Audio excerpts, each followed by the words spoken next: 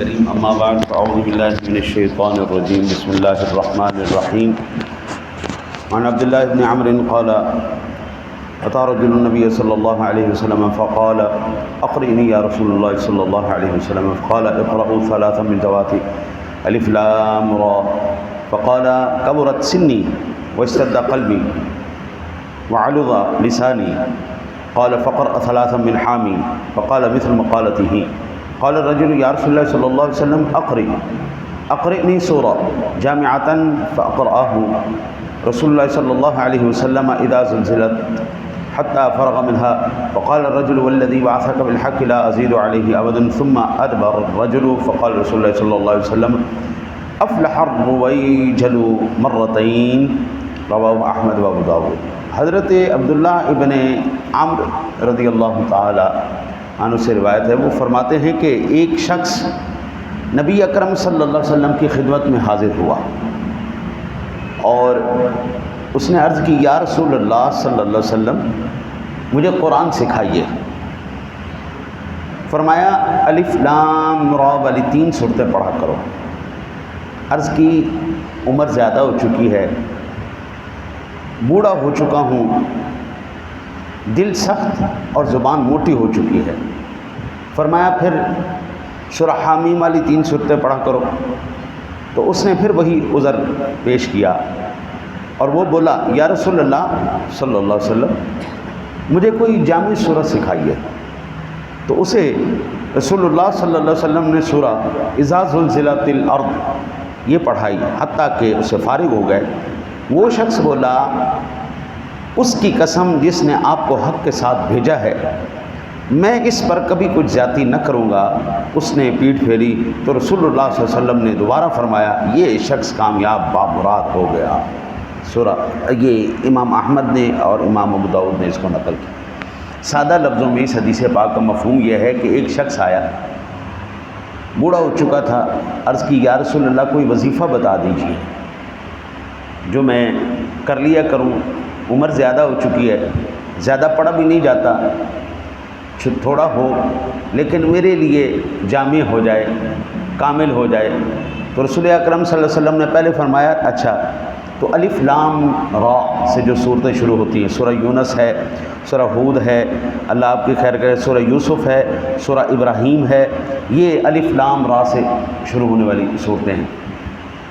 یہ ذرا تھوڑی سی لمبی صورتیں ہیں، حضور نے فرمایا یہ پڑھ لیا کر۔ عرض کی یا رسول اللہ بوڑھا ہو گیا ہوں، زبان بھی موٹی ہوگی، زیادہ پڑھا بھی نہیں جاتا ہے جی، اور تھک جاتا ہوں۔ تو آقا کریم علیہ الصلوۃ والسلام نے پھر فرمایا حامیم سے شروع ہونے والی صورتیں وہ پڑھ لیا کر، سورہ غافر، مومن، فصلت، سورہ شورى، سورہ زخرف، سورہ دخان، سورہ جاثیہ، سورہ احقاف، یہ ان سے ذرا کم، ذرا چھوٹی ہیں۔ عرض کی یا رسول اللہ پھر عمر زیادہ ہو گئی ہے، بوڑھا آدمی ہوں، زبان بھی صحیح نہیں چلتی، آقا جی نہیں پڑھا جاتا۔ اچھا فرمایا چلو اذا زلزلت الارض زلزالها واخرجت الارض اثقالها وقال الانسان ما لها يومئذ تحدث اخبارها بان ربك اوحى لها۔ یہ آقا جی نے پوری سورہ مبارکہ تلاوت فرمائی۔ جب پوری تلاوت فرمائی فرمایا یہ پڑھ لے گا؟ ہاں یا رسول اللہ یہ پڑھ لوں گا، یہ پڑھ لوں گا۔ فرمایا چل ٹھیک ہے بس یہی پڑھ لیا کر۔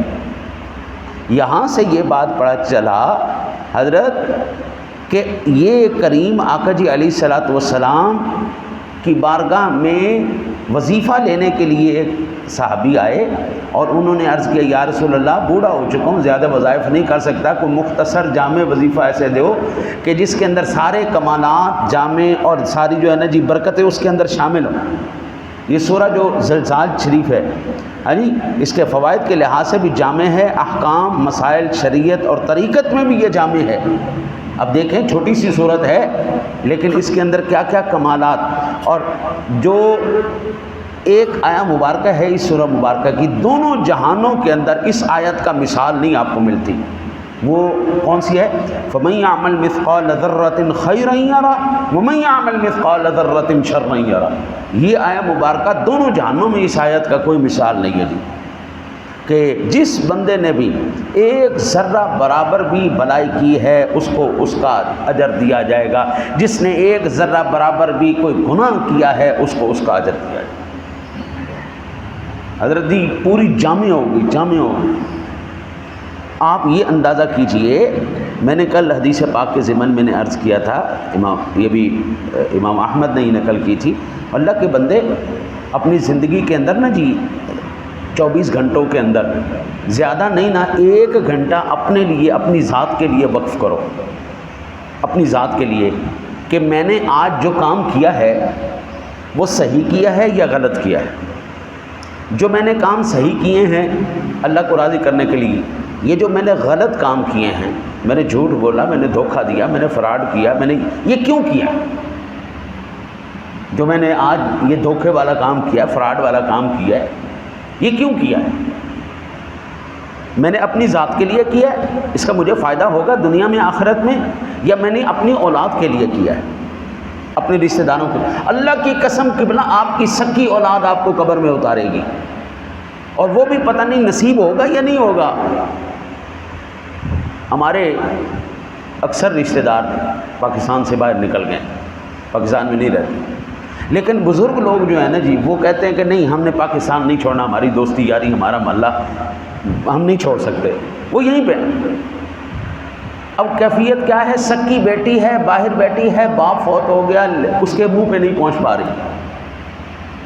سکا بیٹا ہے، ماں فوت ہو گئی، منہ پہ نہیں پہنچ پا رہے، وہیں پہ بیٹھے تڑپ رہے ہیں، وہ نہیں منہ پہ پہنچ پا رہے۔ او بابا، پتہ نہیں تیری بیٹی نے، تیرے بیٹے نے تیرے جنازے میں بھی شامل ہونا ہے یا نہیں ہونا، تو ان کے لیے غلط کام کرے گا، ان کے لیے یہ معاملہ کرے، اگر تو ان کے لیے بھاڑ میں جائے۔ قرآن خود کہتا ہے انما اموالکم واولادکم فتنہ، مال اور اولاد تیرے لیے فتنہ ہے، آزمائش کا سبب۔ کل میرے پاس ایک بندہ آیا، میں جہاں پہ پہلے خدمت کرتا تھا، اللہ واسطے کوئی جو ہے نا جی تویز دو، کوئی دم کرو، میرا بیٹا نافرمان ہو گیا، بڑا اکھڑ مزاج ہو گیا، ضدی ہو گیا، مارتا ہے ماں کو، مجھے مکان لے کے دو، مجھے یہ چیز لے کے دو، اس کا غصہ قابو میں نہیں آ رہا۔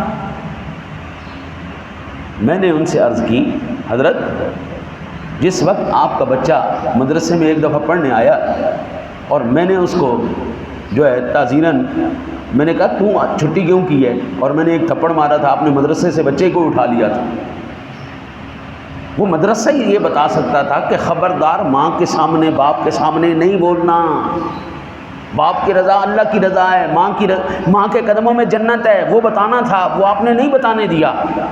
آج 18 سال کا صرف بچہ ہوا ہے اور اپنی ماں کو مار رہا ہے، باپ کو گالیاں سنا رہا ہے۔ حضرت ابھی ٹھہر جائیں، اگلے 10 سال کے بعد وہ آپ کو شاید قتل بھی کر دے۔ آپ نے اس کو بے لگام گھوڑا چھوڑ دیا، شریعت کی لگامیں نہیں ڈالنے دی۔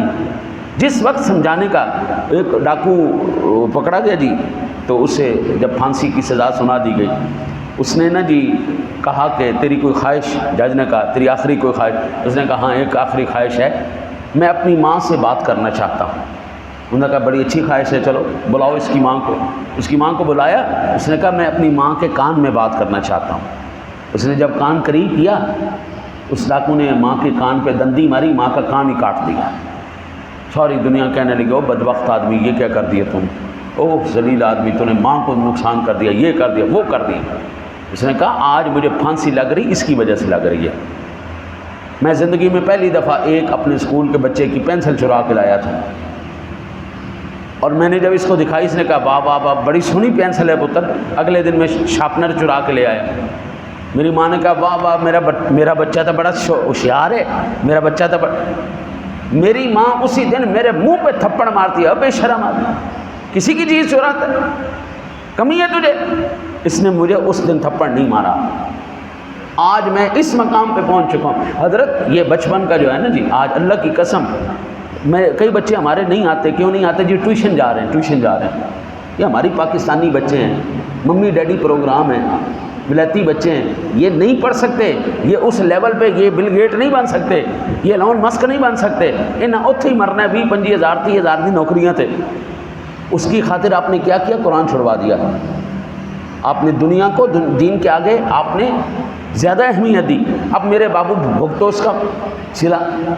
کس کتاب کے اندر لکھا ہوا ہے ماں کے پیروں میں جنت ہے سوائے اسلام اور دین کے؟ بتائیں کس کتاب کے اندر لکھا ہوا ہے کہ جناب باپ کی رضا میں رب کی رضا ہے؟ کوئی ایک کتاب تو دکھا دو نا یار۔ پہلی کلاس، دوسری کلاس، چوتھی کلاس، 5ویں 10ویں سے لے کے PhD تک کس کتاب میں لکھا ہوا ہے؟ خبردار ماں باپ کے سامنے اف نہیں کرنی، خبردار چپ کر جاؤ، خبردار وہ ظلم بھی کریں خاموش ہو جاؤ. کس کتاب میں لکھا ہوا؟ نہیں لکھا ہوا.